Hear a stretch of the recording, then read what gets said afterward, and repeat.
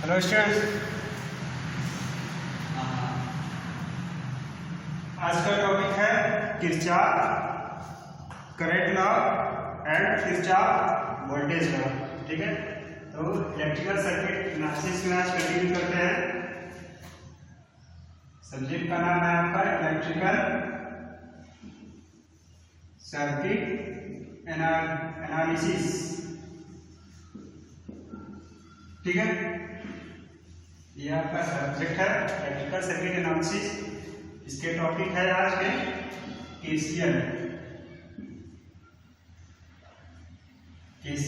या फिर किरचॉफ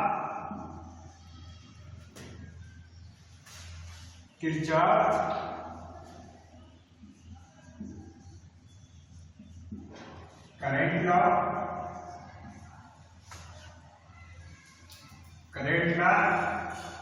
या फिर किरचॉफ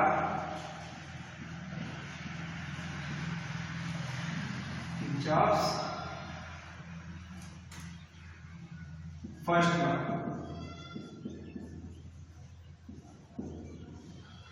ठीक है, तो आज की टॉपिक है किरचॉफ करंट लॉ या फिर इसी को बोलते हैं Kirchhoff first law.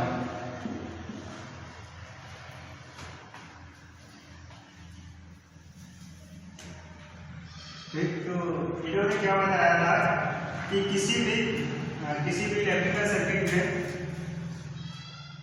Electrical circuit में किसी एक पॉइंट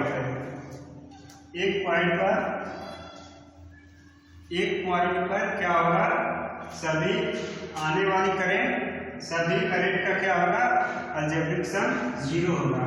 ठीक है, इन्होंने बताया था, प्रूव किया था अपने एक्सपेरिमेंट से कि किसी भी पॉइंट पे जितने भी करंट क्या कर रहे हैं, सबका अलजेब्रिक सम क्या होगा, 0 होगा।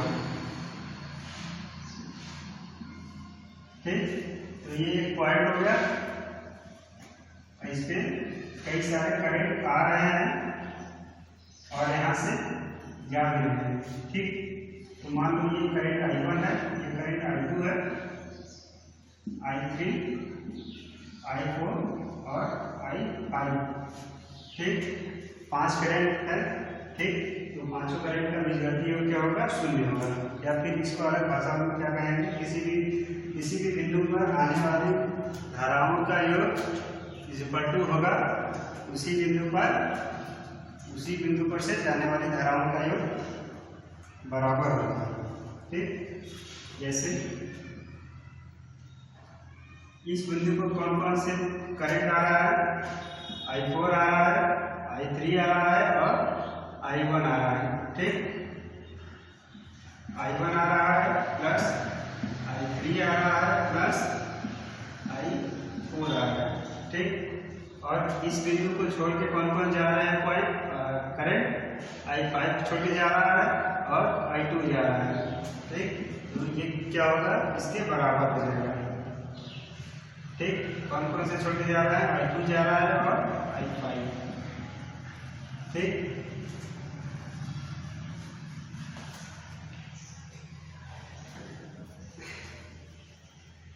ठीक है, तो I1 equal to I1 plus I3 I4 minus I2 minus I5 is equal to 0।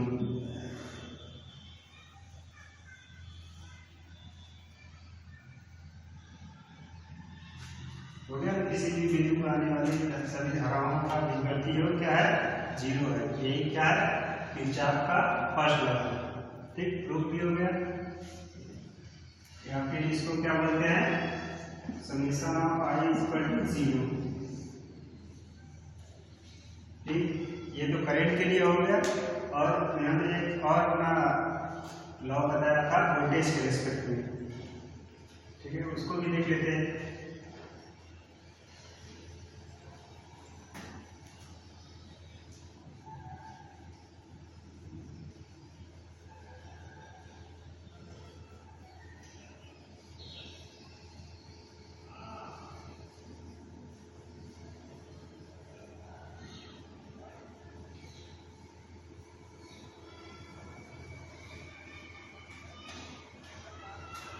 ठीक, एक केसीएल होता है,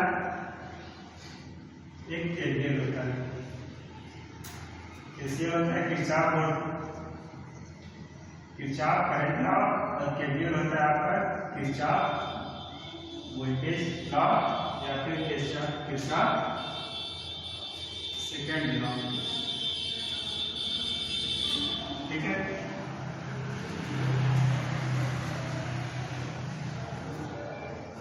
तो सेकेंड नियम के अनुसार क्या है, it states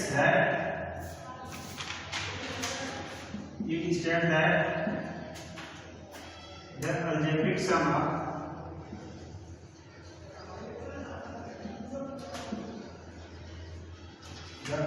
sum of the product algebraic sum of the product of current and resistance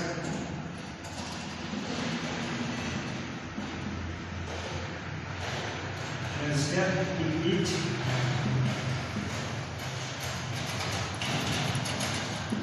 conductor in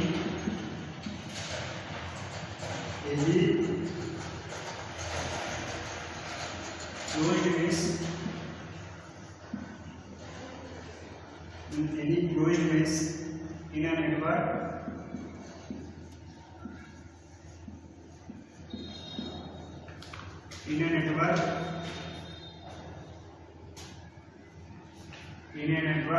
the algebraic sum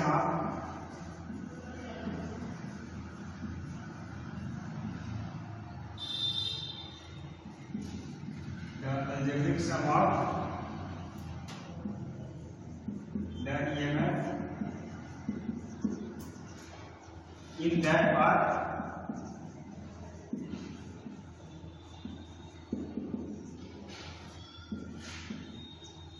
is 0. ठीक, क्या कह रहा है, it state that the algebraic sum of the product of current and resistance in each conductor in any closed mesh in a network the algebraic sum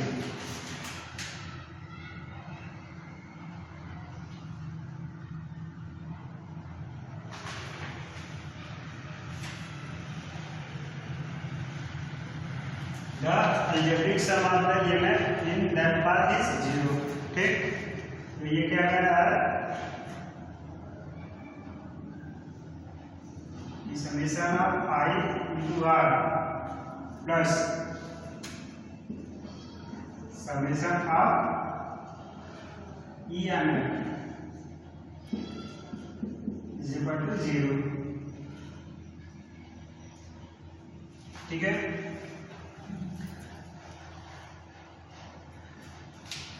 मतलब कि कोई भी एक सर्किट है जो कि क्लोज्ड पाथ बना रही है, क्लोज्ड पाथ या फिर क्लोज्ड मेश बना रही है, इसमें क्या करेंगे, करंट और रेजिस्टेंस का प्रोडक्ट प्लस करंट और रेजिस्टर का प्रोडक्ट का अलजेब्रिक सम।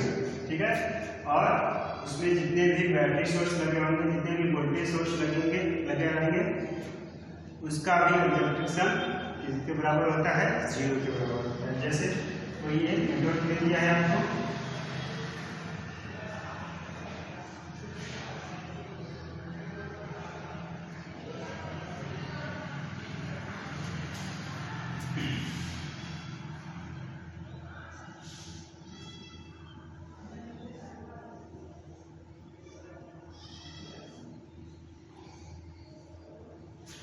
ठीक है, ये एक नेटवर्क हो गया, इसको R1 मान लो, R2 मान लो, R3 मान लो, R4 मान लो। ठीक, इसको E1 मान लो, इसको E2 मान लो।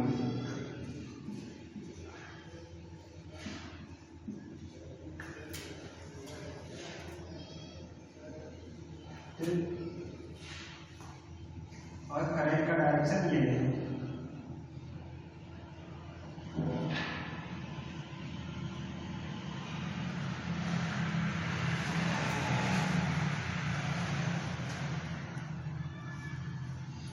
यहाँ से एक R3 है, मान लो कि ये क्या है,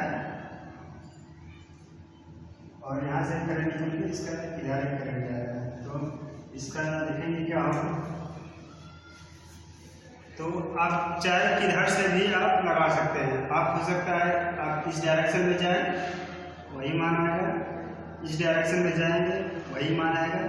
इसमें ध्यान देना होता है हमें पोलैरिटी का, ठीक है। तो हम इस डायरेक्शन से इस डायरेक्शन में जाएंगे, ठीक है। तो यहाँ से करंट घुसेगा, ठीक।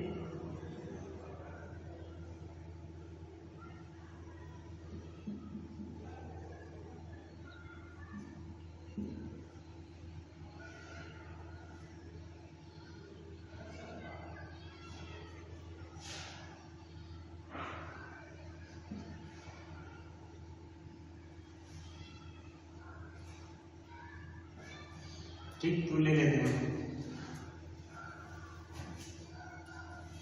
क्या है। यहाँ पे वोल्टेज ड्रॉप क्या होगा, आई, ये क्या है, सीरीज सर्किट है, सारे रेजिस्टेंस आपस में क्या एंड टू एंड कनेक्ट है, तो मतलब ये सीरीज सर्किट है। तो सीरीज सर्किट में क्या होता है, करंट आपका कांस्टेंट होता है, ठीक है। तो कांस्टेंट सर्किट है, तो यहाँ का वोल्टेज ड्रॉप क्या होगा, वोल्टेज ड्रॉप इक्वल टू होता है I इंटू आर, ठीक। जो यहाँ पे वोल्टेज ड्रॉप होगा I इंटू R4 हो जाएगा। तो इसका डायरेक्शन ऐसे है, यहाँ से माइनस कर सकते हैं, माइनस I इंटू R4, ठीक। जो करंट इसमें आएगी वही करंट इस वाले रजिस्टर में जाएगी, क्या आ जाएगा आपका I इंटू R1, ठीक। जो करंट इस वाले में आएगी वही करंट यहाँ पे जाएगी, क्या हो जाएगा, माइनस I इंटू R2, ठीक।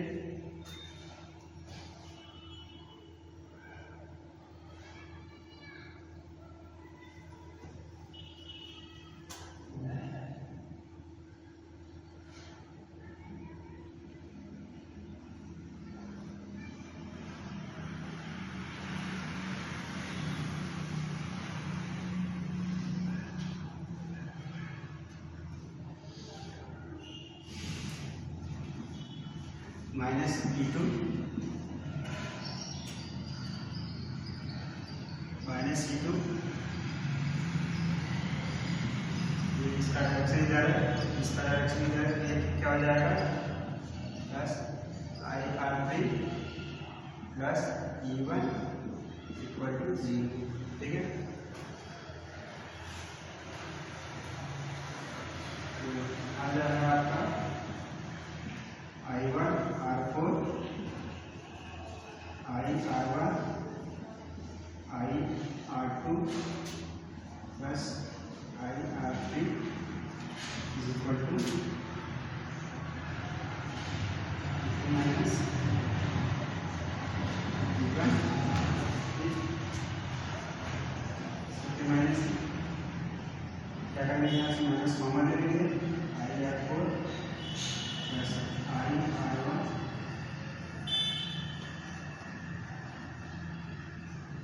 I R2 minus I R3,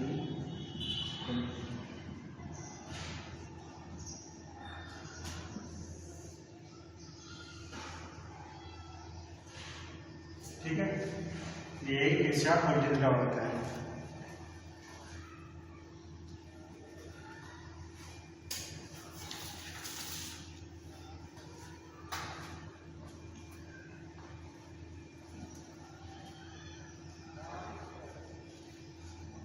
ठीक, इस पे क्वेश्चन देख लेते हैं।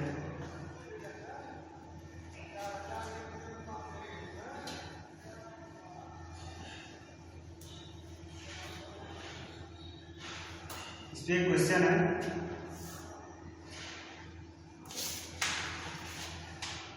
क्वेश्चन है आपका, इन the power circuit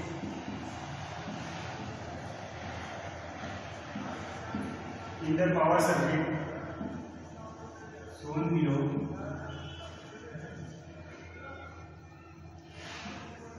determine the voltage rise from A to C and the power absorbed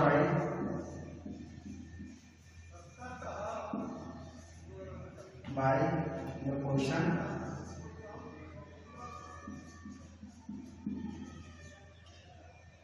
AB। ठीक, सर्किट बना दिया है आपका।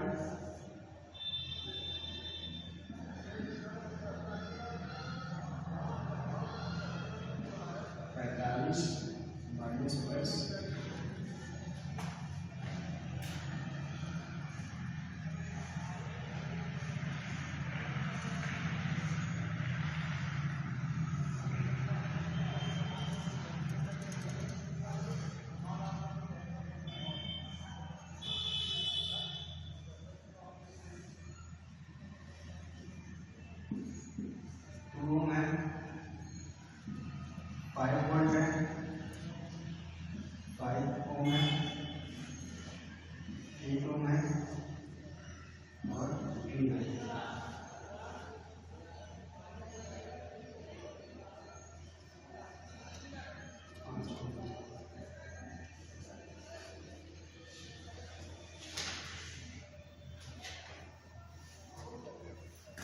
ठीक,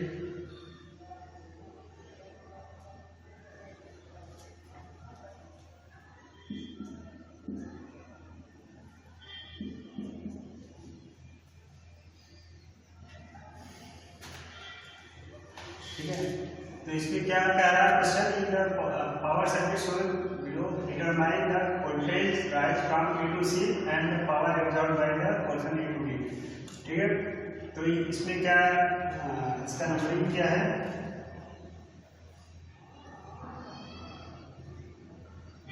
ए बी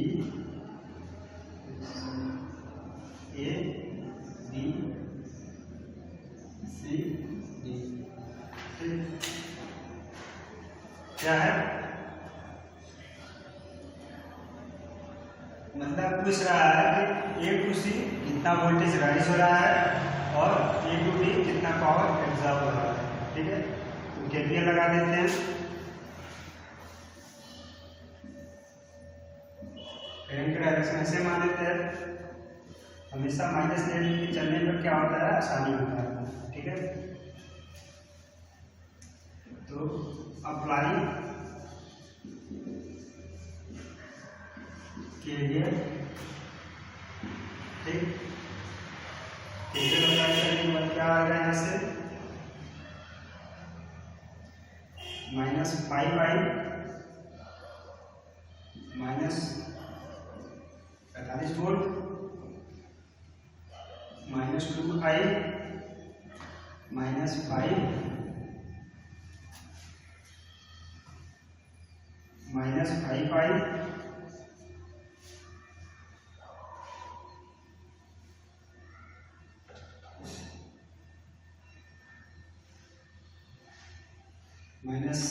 -8i + 15 = 0। ठीक है, केवीएल लगाने की जाएगा। ठीक है, इसको सॉल्व करते हैं। ठीक, इसके क्रॉस कितना वोल्टेज ड्रॉप होगा, 5 है। ठीक, इसका प्रॉपर्टी क्या है, तो यहाँ का वोल्टेज ड्रॉप 45 है, यहाँ का वोल्टेज कितना है, 45। यहाँ का वोल्टेज है 2i, वोल्टेज ड्रॉप 2i। यहाँ का वोल्टेज है आपका 5 और यहाँ का वोल्टेज है -5i।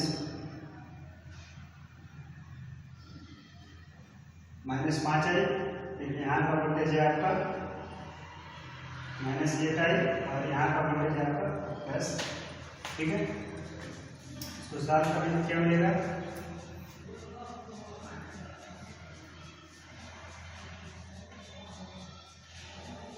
20i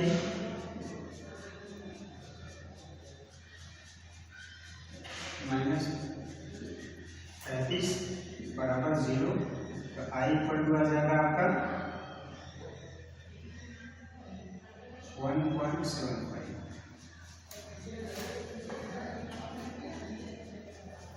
ठीक है, इतना एम्पियर हो गया।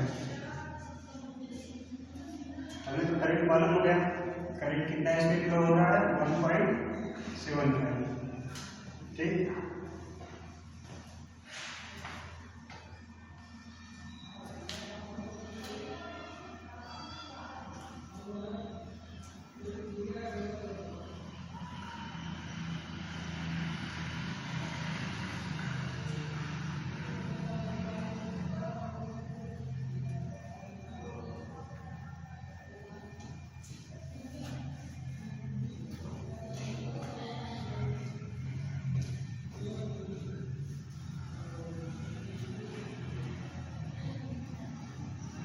ठीक है। अब क्या पूछ रहा है, कि the voltage rise from A to C कितना वोल्टेज राइज हो रहा है। ठीक, तो वोल्टेज राइज, क्वेश्चन पूछ रहा है वोल्टेज राइज ए टू सी। ठीक है, देखते हैं यहाँ से क्या आएगा, -5 इंटू 1.75, ठीक, -25 -2 इंटू 1.75 -5,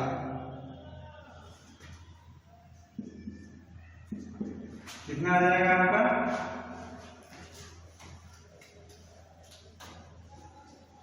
आपका आ जाएगा 37.5 वोल्ट। ठीक है, इसको सॉल्व करने पर आएगा आपका 37.75 वोल्ट। ठीक है, ठीक, तो यहाँ से आपका कितना होगा वोल्टेज राइज 70.75। अब इसके अक्रॉस क्या करना है, 0.82 हमें पता करना है कितना पावर एब्जॉर्ब हो रहा है।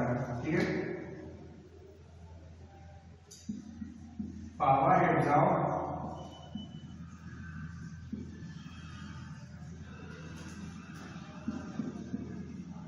Cross portion AD. ठीक, इज इक्वल टू होता है आई स्क्वायर होता है। ठीक, तो इसके क्रॉस कितना वोल्टेज आएगा,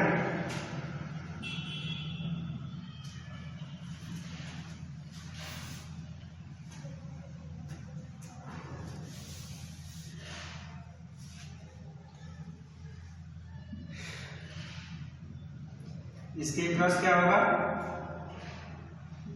8i² प्लस